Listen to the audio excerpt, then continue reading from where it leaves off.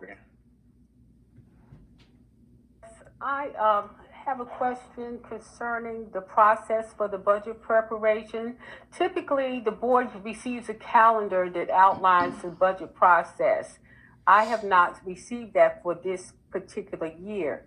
And one of the things that I'm concerned about is that we have an responsibility to schedule events associated with the development, presentation, and adoption of the budget by the board.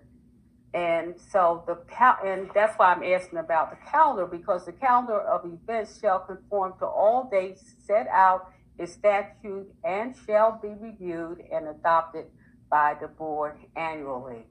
So I think we may have missed some steps in terms of the preparation of the budget. I'm not clear about what the goals were. I don't know I'm not familiar with the calendar for this school year. So is there any way we can resolve my concerns? Because I'm reading my information from the Board of Education Policy Manual, and it's code 3100. So I would hope that all the board members will review this and make sure that we are adhering to our own policy in terms of the development of the budget.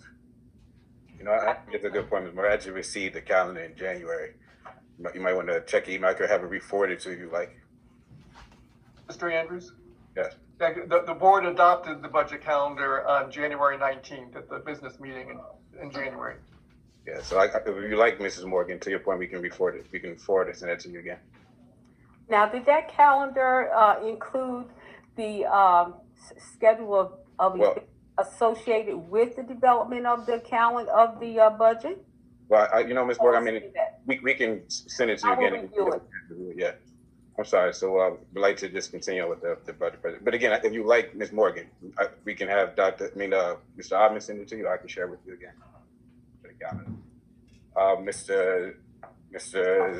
Dr. Mitchell, apologies. Okay, I'll be doing the curriculum part first, and then I'll turn it over to Mr. Ottman. Next slide, Nick.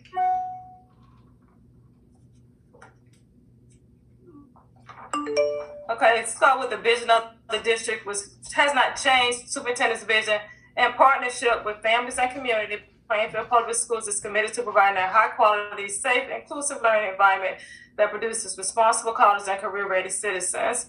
The goals have not changed. My goals have not changed: to improve the school climate and culture, and to build principal and teacher leadership capacity. And back to number one, in partnership with families and community. We are a partner in this thing. We cannot do it all ourselves, and we definitely need your support.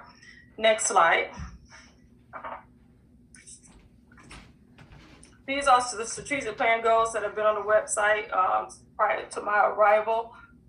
They're still there. Learning outcomes, goal 1, and that has to do with improving teaching and learning. Goal 2, human resources, improving recruitment, staff, retention and staff, and the development of staff, Goal 3, business practices to improve the overall efficacy and effectiveness of the district's school operations. Goal 4, safe learning environment.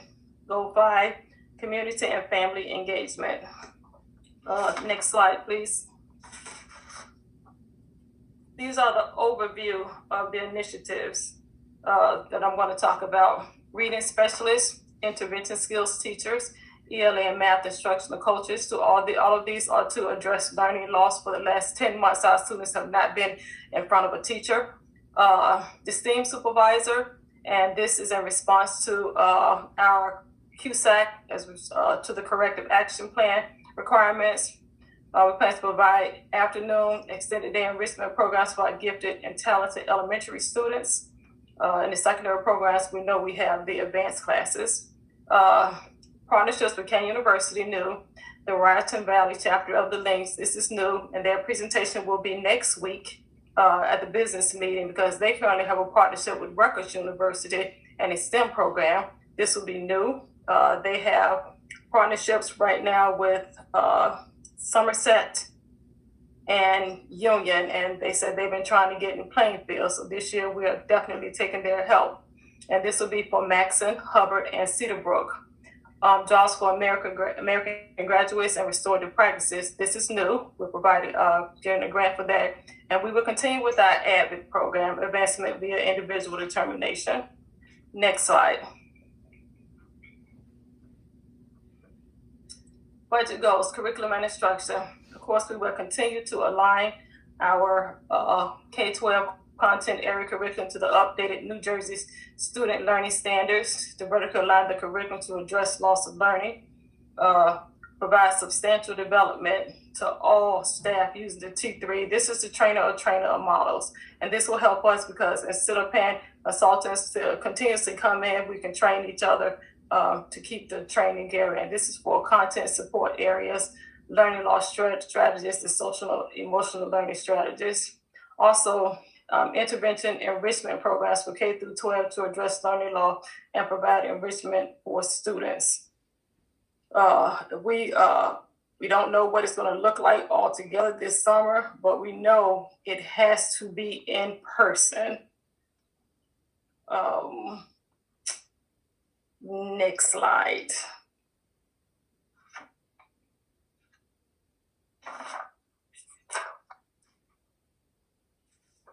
Continues to updates to the K-12 curriculum to ensure rigor and alignment to the state standards. Last year, we updated materials and resources in K-5, math, and ELA 9-12. This year, we're updating our resources in ELA K-5, math 6-9, social studies 9-12. And as you can see, these are all in English and in Spanish.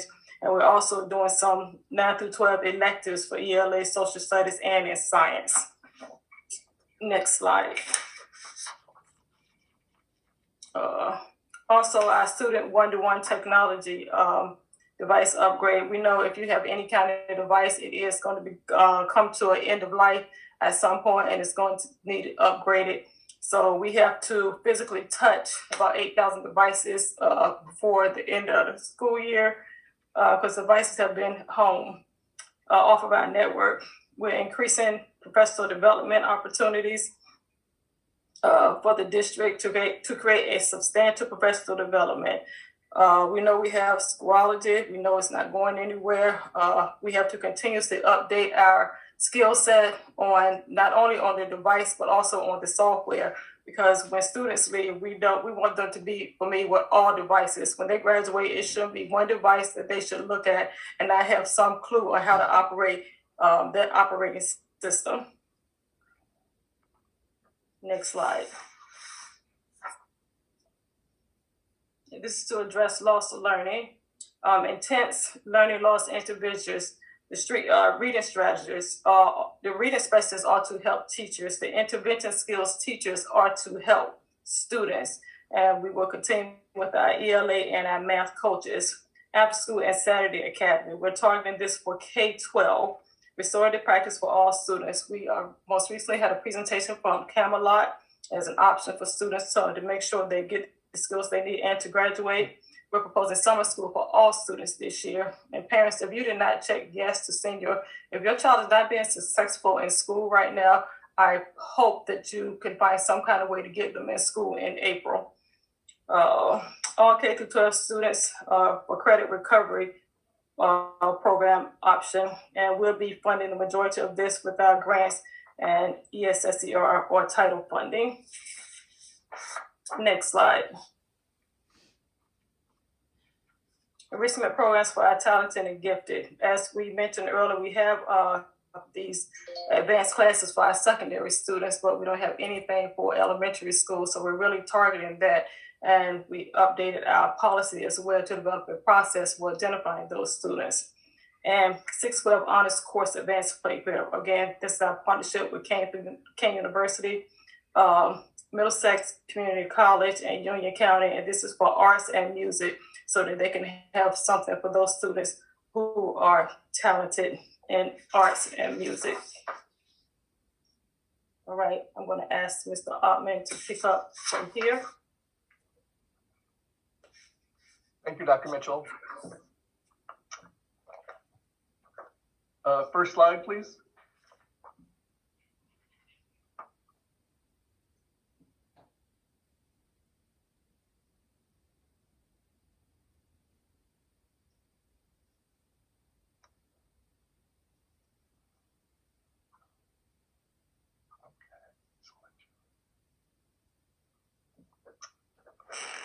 Back, please.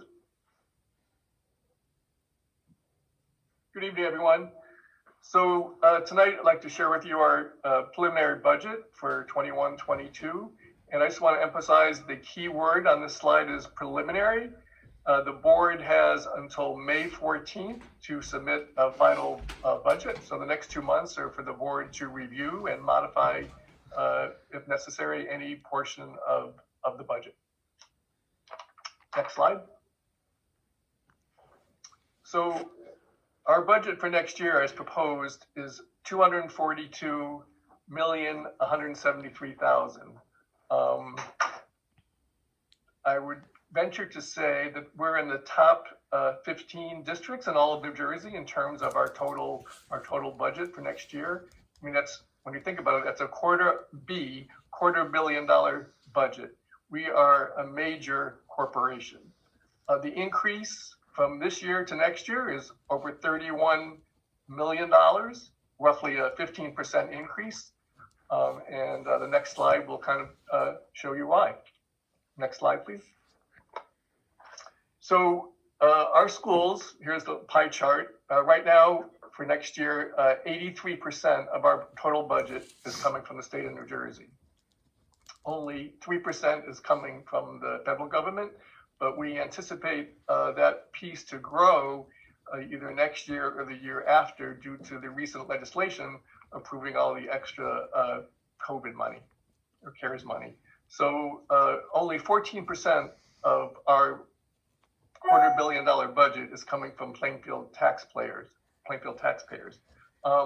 As a comparison, next door in North Plainfield, 54% of their budget is locally funded.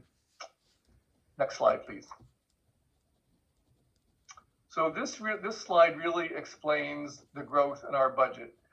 So right now, Plainfield, we receive really 6 categories of state aid.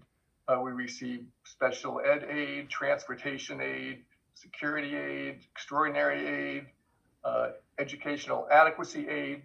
But the largest, those are all unrestricted aids that the board can allocate in any manner we decide. But the largest component of all the aids we receive is equalization aid. And so this equalization aid is actually 85% of the total aid that we receive from New Jersey. And so one of the reasons that we had such a budget crisis last June or July is because we didn't receive the increase in equalization aid that we were entitled to as a result of the new funding formula. So this year, we picked up what we were supposed to get last year, as well as what we should get this year. So our growth really is almost $29 million in this 1 year from last year to, well, from this year to next year. Next slide, please. So how do we spend our $243 million? Well, so I think two important pieces in this pie to point out are charter schools and early childhood. Now, early childhood, which is almost 10%, is 100% funded by the state. But those two components really are 25% of our budget. So if you add up our salaries and fringe benefits, 38 and 14, that comes to roughly 52%, which is really low for a school district, because in most school districts, your salaries and benefits are about 70% of your budget. But because we have such payments to charter schools and early childhood, it kind of those are contractual payments, so there's no salary really involved in there. But if you were to remove charter schools and early childhood, we would be right on the money in terms of most districts. We'd be right at 70% for our salaries and fringe benefits. One other thing that I want to point out, our debt service, which really is only 1% of our budget. But the good news is, I think in about the next 4 years, we will be totally debt free, and all our outstanding debt from the referendum back in 1996 will have been paid off. Next slide, please. So this is the interesting slide, if you will. So I spoke before about we received almost an increase of $29 million in state aid. which is really a windfall. There's no other way to describe it. But if we hadn't received that much money, I think we would be having a very different conversation tonight because of the challenges that we face in terms of some of our expenditures. And so right off the bat, existing charter school payments. So 32% of our increase of $29 million immediately goes to charter schools. Two reasons. Every time that Plainfield receives an increase in state aid, it automatically triggers increases in payments to our charter schools. Additionally, two charter schools, Crest Haven and College Achieve, are adding students and grades every year, so which also increases our payments to charter schools. So next year, we will be issuing payments for 2,800 students in charter schools. So 32% of our increase. I'm going to leave capital projects for a minute and talk about that later. But I really want to talk a little bit, actually a lot, about Chapter 44, because this is really, I'll say it's really a nightmare for Plainfield and many other districts. Next slide, please. So for those of you who may not be aware, Chapter 44 is new legislation that was passed last year and established the New Jersey Educators Health Plan, which was designed allegedly to save districts money on their health benefits. So here's, I just want to show this one example of how that couldn't be further from the case. But so this is an actual employee that we have who works in the district. And so last year, they were enrolled in this, and they have family coverage, and they were enrolled in Aetna, our Aetna plan. And the annual premium was $28,000.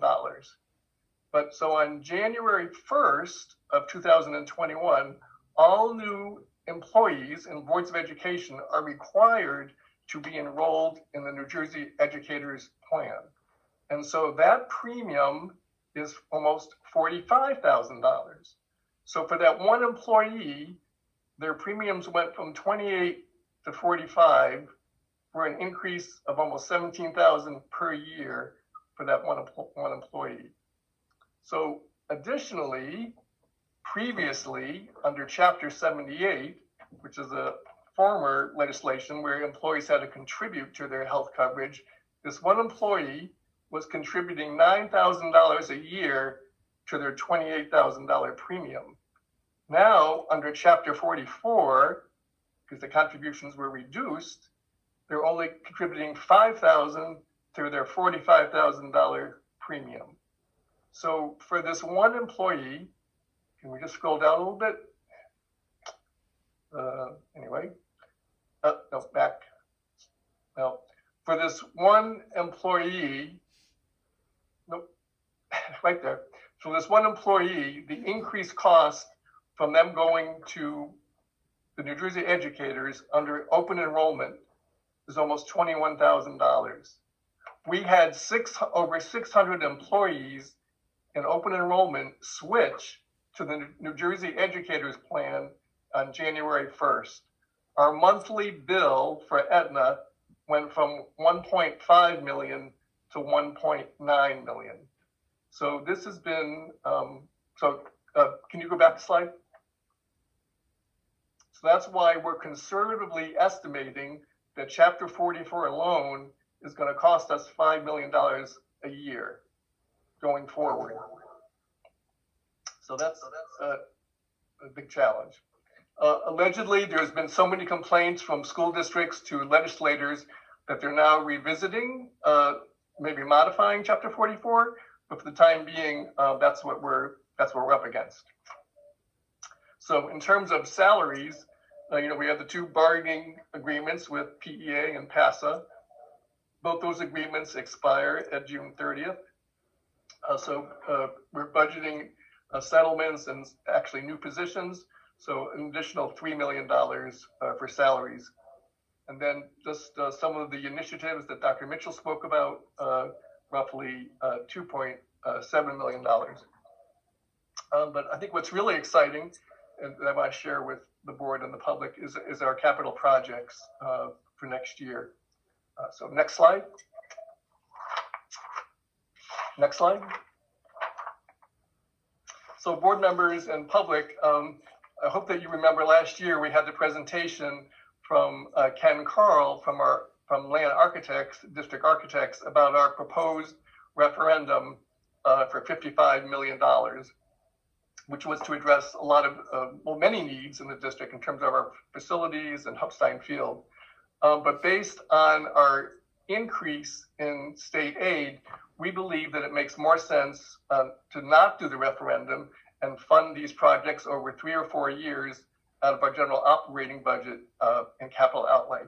And so right off the bat, there's 3 reasons that come to mind that we think we should go down this route. Is well, we wouldn't be able to have the referendum to the fall, and so there's no guarantee that the referendum would even be approved by voters. And if it's not, we wouldn't be making any progress in terms of our facilities. By not doing a referendum, it avoids having any increase in property taxes that would be necessary to retire the debt service. And lastly, by not doing the referendum, we can actually begin many projects in the summer of 21, as opposed starting in the summer of 22, if the referendum was approved. Next slide.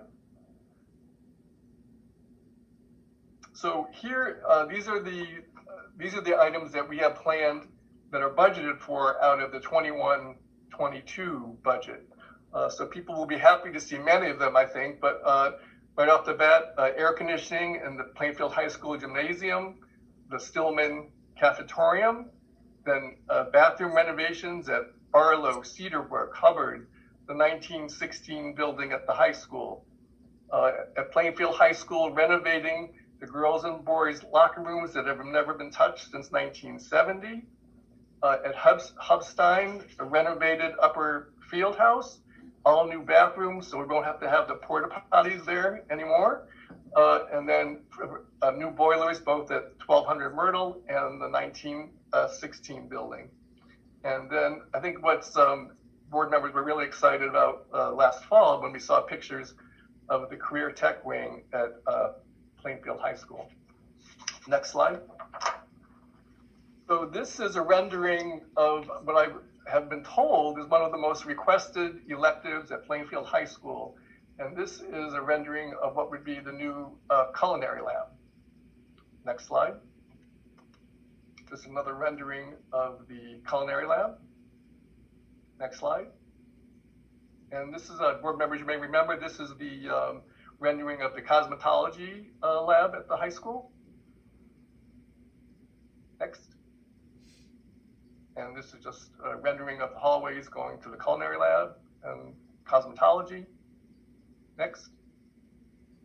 This is just a possible rendering of restrooms at at Hubbard. And so all those projects, which is, we budgeted $15 million for capital projects for 21-22. Doing all that, will be the second year in a row of no tax increase, and we anticipate that there'll be no tax increase in 22-23 either. Next slide. And then the icing on the cake, our new Charles and Anna Booker Elementary School. Construction has started. There will be an official ribbon cutting in April, and we are still on target to occupy in September of 2022. And that completes my presentation. Thank you.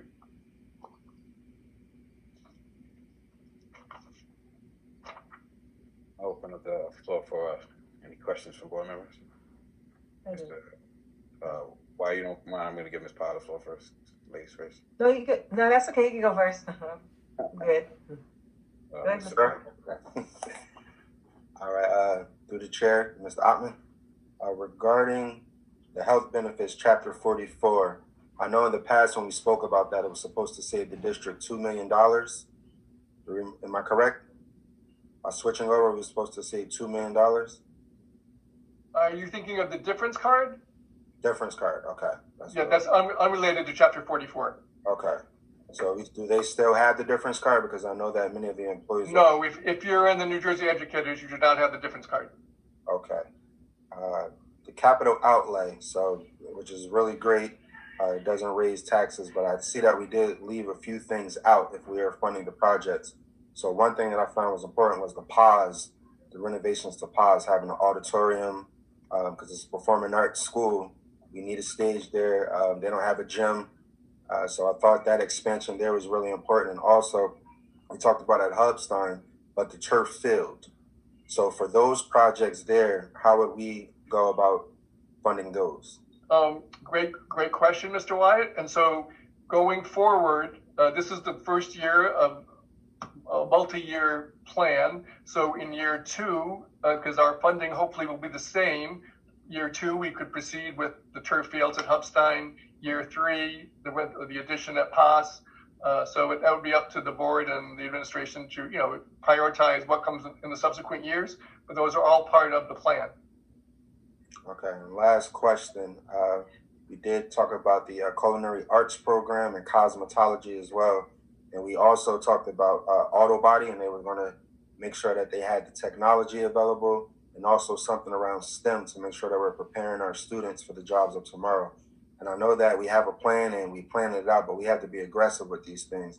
So is there any way that we can fund some of those projects, the career technical training projects? Well, the cosmetology and culinary would be in the first year, and then in subsequent years, again, some of the things that you talked about. Okay. I know I saw Mrs. Yeah, Pop, I believe next spot. I have a few questions, Mr. Chair. First, I didn't see this presentation in our board docs. Is it there? Yes. Somewhere? It is? Okay. Yes. And then the other thing is with Dr. Mitchell's presentation regarding Camelot. I don't believe we voted on that. And I really think we need to reconsider that because it sounds a lot like outsourcing.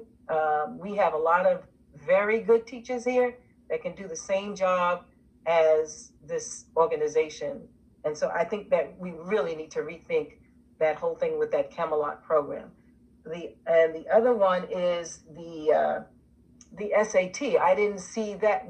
It's like we started it and then dropped the ball, and kids need that SAT program, and that wasn't even in your presentation. So I'm not. Are we just going to let it go? We did it once, everybody was happy, and now we're not going to do it anymore. That wasn't in the presentation at all. So, and I think that's it for now. If we can answer that question regarding the SAT program in this Camelot, how come it's put in there and it wasn't voted on? And the SAT, what are we going to do about the SAT? SAT class, I wasn't aware that we took it out this year. I know we just got a bill from them. I can, put it in a presentation. That's still there. I guess with Camelot, the board would have to vote on that. Yeah, I think we have the teachers right here. I don't believe that we need to go out and outsource. That's outsourcing. Well, this program is about options for students. A lot of districts have Saturday programs, even high school programs for 9th and 10th graders, programs for 11th and 12th graders, programs for pregnant students, programs for incarcerated students. They have all these programs in place to make sure that their students are graduating at high percentage rates between 95 and 100. And right now, our percentage rate at one high school is below the 70th percentile because I don't think we have enough options for those students. But, the board can vote. Well, like I said, we got the teachers right here that can do the exact same thing. Ms. Anderson person, you have the floor. I have a couple of questions too. They may or may not all get answered here. In reference to Camelot, piggybacking off of what Ms. Pyle said, when the presentation was done by Camelot, we were not given any numbers. I'm still not hearing any specific numbers as it relates to what the cost would be to outsource something like this in order to see whether or not this is justifiable in our budget at this time. I'm still agreeing with Ms. Pyle that I believe that this is something that we can do in-house. But again, we don't have any concrete numbers that were attached to this. The next thing I wanted to understand was with Mr. Ottman, if you could just, from my understanding, explain equalization aid again. Because I wanted to be clear, you said that we received a higher amount of that, but I just wanted to be clear, and I know we have some new board members as well, what that is, and how that affects us as a district. And let me see what else we have here. Capital outlay versus doing a referendum. I looked at the projects that were listed, and you said this would about be a $15 million, what's budgeted for this capital projects. I have a concern, I know this is the preliminary budget, that everything that's inside this budget is really geared towards what is going to go directly to the education of our students. And so I'm not seeing everything on the capital project list that's been listed as absolutely critical. For example, a turf field. I like sports, love sports, but looking at where we are right now in terms of learning losses, how we are going to aggressively and actively target that for our students, I'm looking to see how this budget is really going to, or looking for you to share with us how this budget really is going to focus the majority of our money that's remaining after salaries and benefits towards instruction and curriculum. So I'm just trying, I want us to be mindful of what we're saying we need for capital projects and what we need on the other end with curriculum and instruction. Thank you. Well, I guess I would answer that by saying the board approved going with the referendum last year. So if that's the way the board still wants to go, that's an option. I just think it's less expensive to the board in the long run not to do the referendum. I think many of the things on the list for next year are complaints that we've heard about from board members about no air conditioning in spaces, about old locker rooms, about old VOTEC programs. So, so I'm not sure exactly what about outdated bathrooms. So, certainly we can have that discussion, and the board can modify or change some of these projects. But these were the ones that we felt were the most important for this year. Subsequent years, can be different. Just in terms of the state aid, equalization aid, as I understand it, that was a large component of the School Funding Reform Act, which was to make Plainfield whole, well, as well as other districts, because we have been so consistently underfunded over the years. So all the growth in our state aid, we got no increase in any other state aid other than equalization aid, and that was almost $29 million. Ms. Cash, you got a point? Yep. Thank you, Mr. Ottman and Dr. Mitchell, for that presentation. My questions are mainly focused on the capital projects. I think there are great things in what I saw, and I do believe that the students here in Plainfield deserve the best and state-of-the-art classrooms and equipment. So my only concern is that we do have schools such as, if I recall from one of the last meetings when we were talking about COVID-19 and going back into the classroom, Washington Public School has, I guess, some windows that don't open. And I know Evergreen School that we visited also had, one of the hallways that didn't have proper ventilation. It gets way too hot.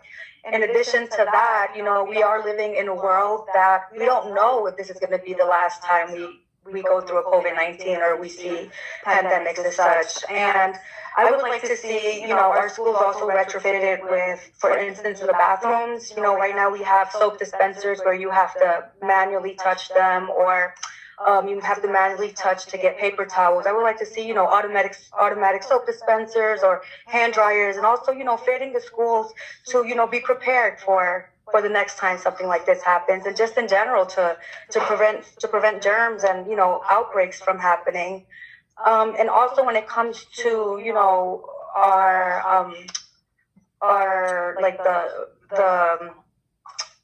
what am I trying to say? The cosmetology and the culinary courses, I think it's great, but I think that we should also be building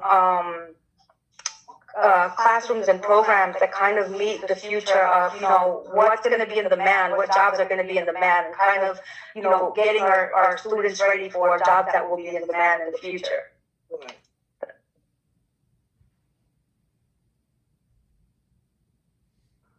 Anderson person. Get the floor. Back off of that, I forgot one area. When we're looking at capital improvement projects, again, my thought pattern is anything that's going to impact the ability of a child to sit in a classroom and learn without being distracted by, you know, overheated classrooms or anything like that. So I know, for example, I didn't see Cedarbrook in there in terms of one half of the building is central air, the newer portion, the other half is still an older portion. That building, you know, that part is not set up for central air conditioning, and I didn't see that listed. With PAWS, again, this is an office building converted into classrooms. The gyms, both in Jefferson and in PAWS, are not really gyms. They're just office buildings, office space with pillars. So I saw the plans to increase classroom sizes and a locker room, but I didn't see any reference point for a gym with respect to those buildings. And again, this goes to our bigger picture. I know that this board had begun to speak about a strategic plan and piggybacking on what Ms. Castro said in terms of really planning out what we want to do with these buildings above and beyond the things that need to get done, boilers and air conditioning, just really wanting to make sure that we're keeping that in mind so that when we spend money that we're doing it cost effectively. So that was my wanting to make sure that we had considered some of these other buildings and some of the other things that we're missing. Thank you.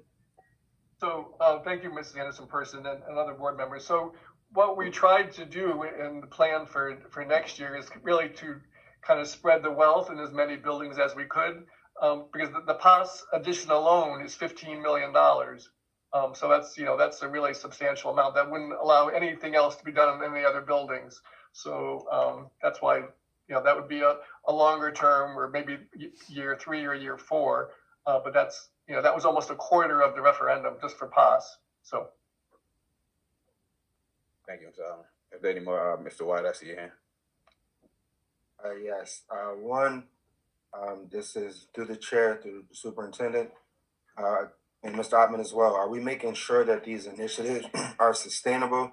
Because in the past, we've you know, had great programs come in, and then as soon as we don't get that amount of money allocated, then we have to cut those programs. So did we really do a deep dive and look and say, okay, we can sustain these programs over the years and not be depending on these large funds allocated? I'm going to say most of the academic part is funded through TITA and ESSA, so I'm going to say yes. Okay. So really, so now we have, I mean, we're not going to be getting, I don't think we're going to be getting a $30 million increase next year, but now we have a new base of our minimum funding formula. So yes, we'll have at least $9 million next year for capital outlay at least. So.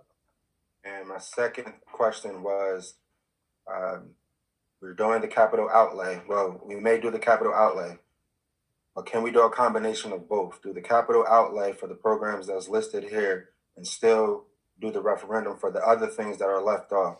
Because for too long, we've been hearing, we have to wait on this, we have to wait on this. But on my first night, when I came on the board, they were talking about doing Hubstein and bringing programs in, and that was almost 6 years ago now. So I just think that we need to start being aggressive with these things, and it's a referendum. The voters will have to vote on it, so it's not just the administration or the board, but it will actually be on the ballot, and the people will get an opportunity to weigh in. So is there a possibility where we can do both, and is the state still willing to pay 50% of the projects? yes and yes. So yeah, there's no reason that the board can't consider doing a referendum and capital outlay. And yes, the state still reimburses us roughly 50%. Okay, so now this is just to the board, my last thing. Like, let's be serious, let's be aggressive. We know the wants and needs of our students here. Let's be serious about it and let's do it. We went over that presentation. We saw all of that stuff. People wanted to add stuff in, which was great. We wanted to do a strategic plan, but we continue to lose kids to charter schools. We continue to lose kids due to our sports and our facilities. So we have to make sure that we're doing a combination of both, doing the upgrades, bringing in the programs, and doing the academics as well. So we want to be serious about education. Let's just be aggressive about it. Thank you, Mr. White. In the interest of time, unless there's no more, again, if I haven't given anyone who hasn't had a chance to speak yet, I want to give you guys an opportunity. And if so, I would like to, Ms. Anderson, first, was that your hand that flashed? I just had a question to Dr. Mitchell. In the beginning of your presentation, you had spoken about successful curriculum rewrites that were done in 2020, and then you started in the chart looking at the curriculum rewrites for 2021. The first question is, can you speak to the success of those curriculum rewrites in 2020 and how that has influenced anything that you're projecting to us in the budget for 2021? And then my next question is regarding, you said there would be device upgrades. Can you be more specific with regard to this budget as to what types of device upgrades? Is this something that's targeted towards the students and the staff? And if so, how would that be phased in through, kindergarten through 12th grade, just so we have an idea? And the curriculum has to be updated every year per NJDOE. So, it's not like we have an option to do that to align it with state standards. The up-to-date, the student devices and stuff is for everyone. We don't have a choice. It's like when you have a cell phone or a laptop, it has to be upgraded at some point or it's not going to work anymore. Our student devices have been off of our network for at least a year, and they haven't been able to log on. So that means one of our techs, you can see we put an additional sub on, have to physically touch each of those devices so that they can be upgraded and continue to work. I mean, it's not optional. It's something that we have to do.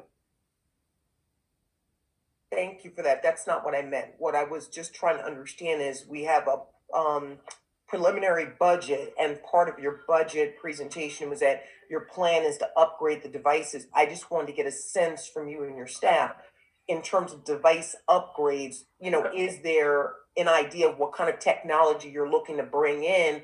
And does this budget allow us to cover kindergarten through 12th grade with that upgrade, or is it a portion of the grades? I'm just trying to understand what we're able to do.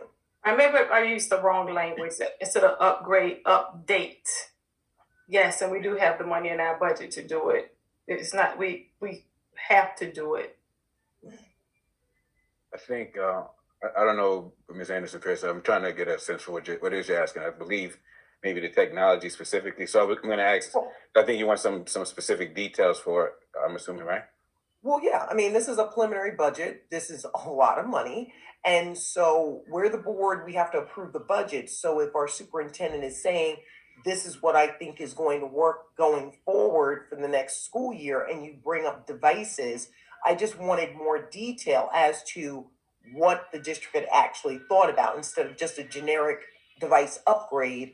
Are we talking about what type of devices, what kind of money allocation? Because again, my point with this budget is I want to take this and make sure that we're using it to educate our kids. The parents who have talked to us over this whole year have spoken about not the pretty buildings that they want to see. They've spoken to us about making sure their child is learning on every level, and that every resource that we can possibly throw at the education of their child, that would be in the forefront.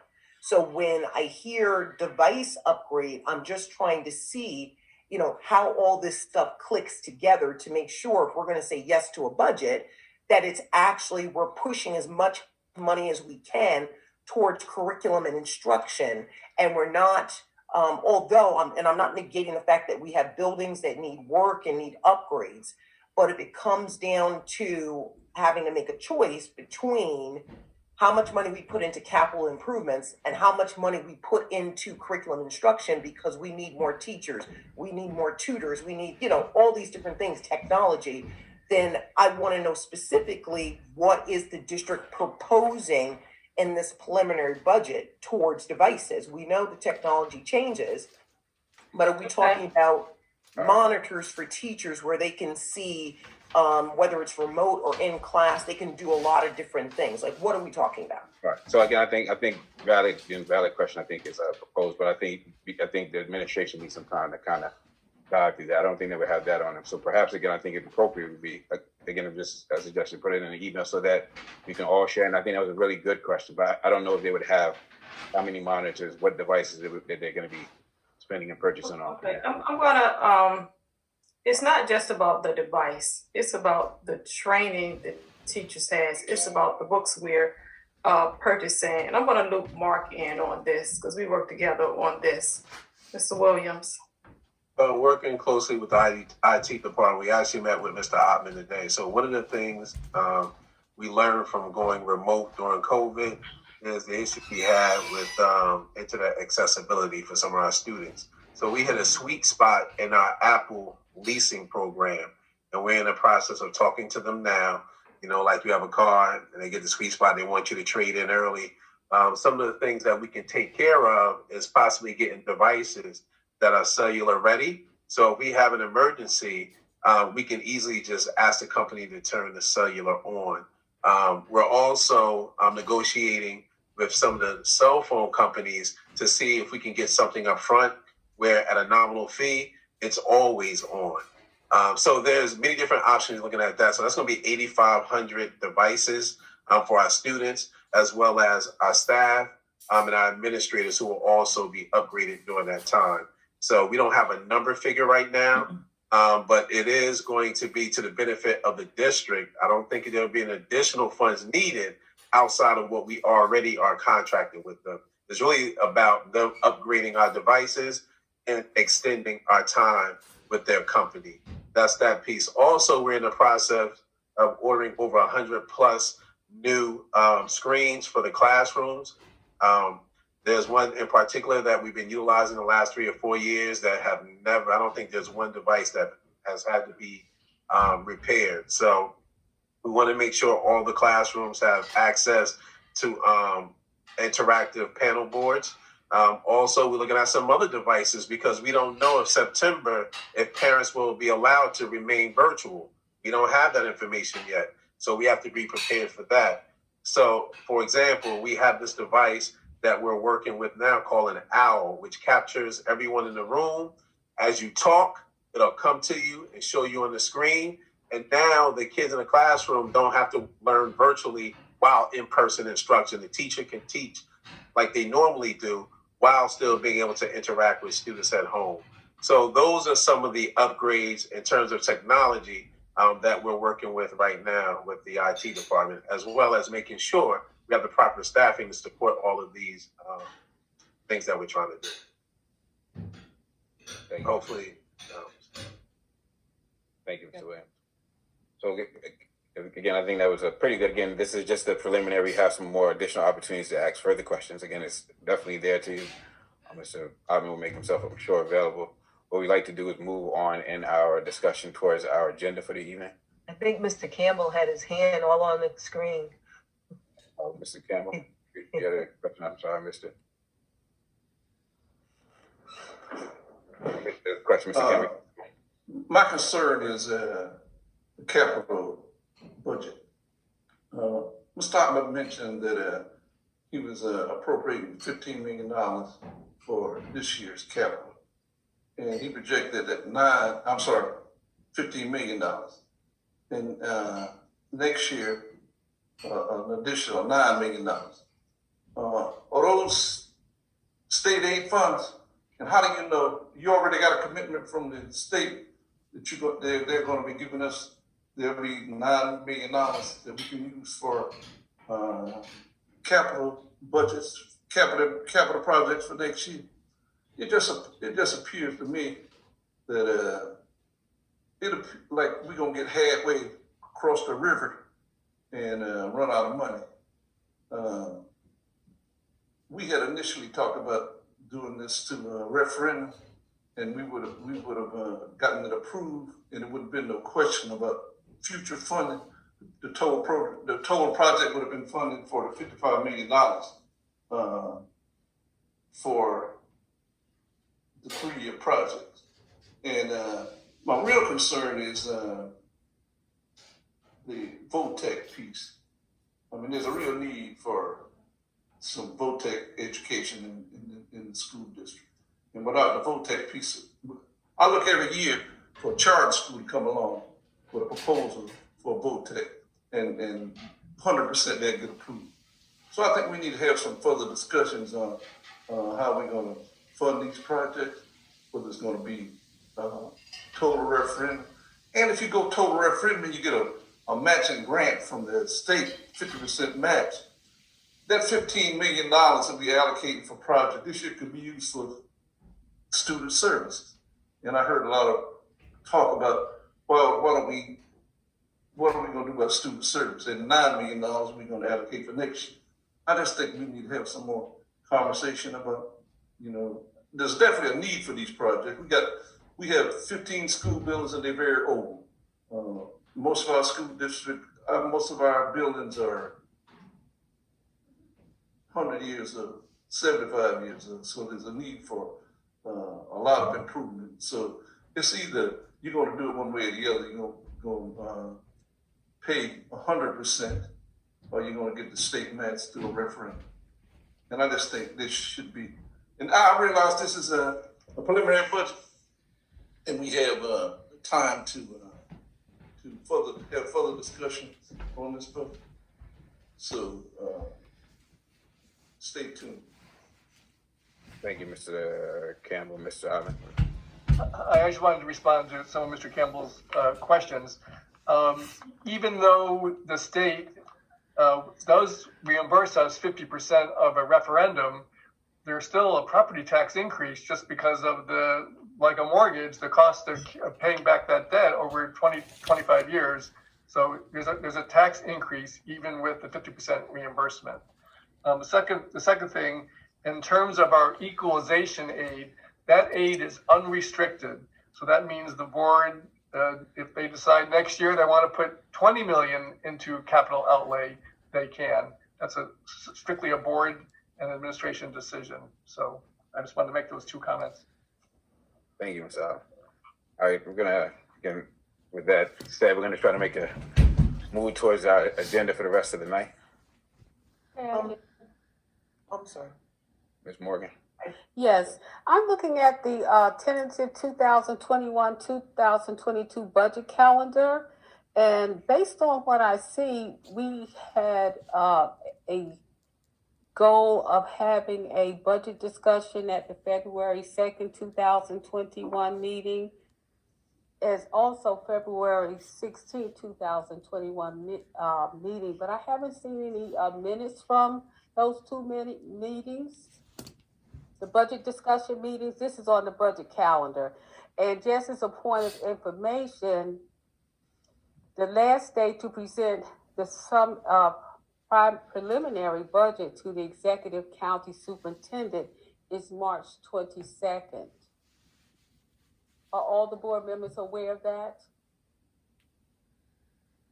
You have a question for us, Mr. Morgan? That's not how it works. You're directing the question to me, the chair. So be it. Are we all aware of this schedule? Because I looked for the minutes from these two budget discussions, and I didn't find any. Does anyone know where they are? The minutes for these budget discussions are? Thank you, Mr. Otten. Thank you, Mr. Andrews. So, Mrs. Morgan, so this is why it's called a tentative calendar. March 22nd is the last day to submit the budget to the county soup, which is why the board needs to adopt it at the business meeting on March 16th. So it's all adopted so that we can submit it. Well, I have a question about the minutes from the other two budget discussions. So as in previous years, the administration always released the budget prior to the release of the state aid numbers, which was kind of counterproductive because we would be spending our time doing a budget, not knowing how much our revenue would be. So this year, we didn't receive the state aid notices until towards the end of February, which is why you just received your preliminary budget last Friday. Because now that we knew what our actual revenues were, we could have the balanced budget by the time it was released to the board and the public. So although the tentative calendar did call for budget discussions on the 2nd and the 16th, those did not occur because we did not have any revenue numbers at that time. Again, thank you, Mr. Altman. We're going to, again, make an attempt to move towards our agenda. And I'm right. sorry, just to the chair real quick, I just want to, since this is work and study and we just saw a presentation on the budget, can we open it up, allow the public if they have questions regarding the budget that was just presented before we go into the rest of the agenda?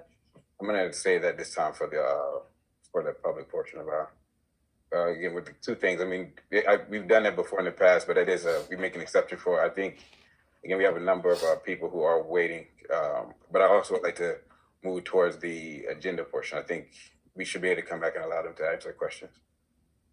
All at one time. Good enough. With that being said, I'd like to again move towards the agenda. The first item on the agenda is report of the curriculum and instruction.